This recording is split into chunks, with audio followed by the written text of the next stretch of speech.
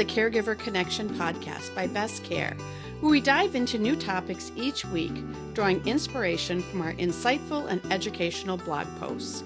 We're committed to providing valuable information that impacts both home care clients and caregivers. Without further ado, let's jump into this week's episode. Talking to your parents about home care. For many adults, it can be difficult to see our parents getting older. You may worry about your loved ones living alone at home and wondering whether it's time to talk to your parents about senior care services. At Best Care, we specialize in setting up quality home care services for those in need of support, including, but not limited to, senior home care, pediatric home care, and disability home care. We also provide unparalleled support to family caregivers. Because we focus on both sides of home care, we understand the struggles that may arise when looking into aging parent support. If you worry your parents may not be able to live independently without a caregiver, you may wonder how to start the conversation and get them the help they need. Avoid saying they need parent home care. When you start the conversation, remember to discuss it as a benefit rather than a problem that needs fixing. A key piece to note about adult home care services is that it allows loved ones to live more independently in their own home. It provides them with personalized, non-medical care for their daily needs so they can continue to perform everyday tasks and live life to its fullest potential.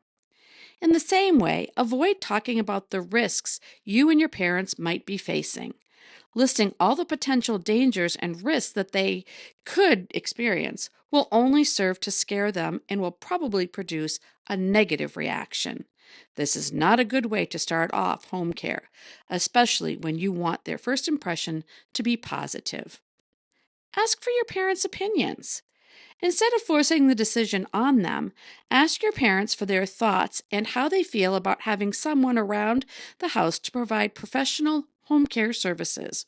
While you may think you know what's best, your parents are the ones who will need to live with what you both decide. If they feel uncomfortable with an element, try to find a solution that ensures their safety and comfort while not pushing their boundaries.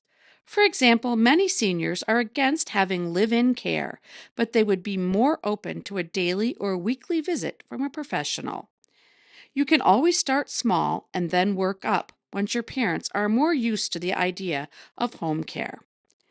If your parents are not yet open to the idea, or if they seem unsure, you may want to share some resources so they can learn how senior home care works. Best Care offers valuable information and resources to help educate both caregivers and recipients of care. Focus on the advantages. There are multiple benefits to having home care services for loved ones.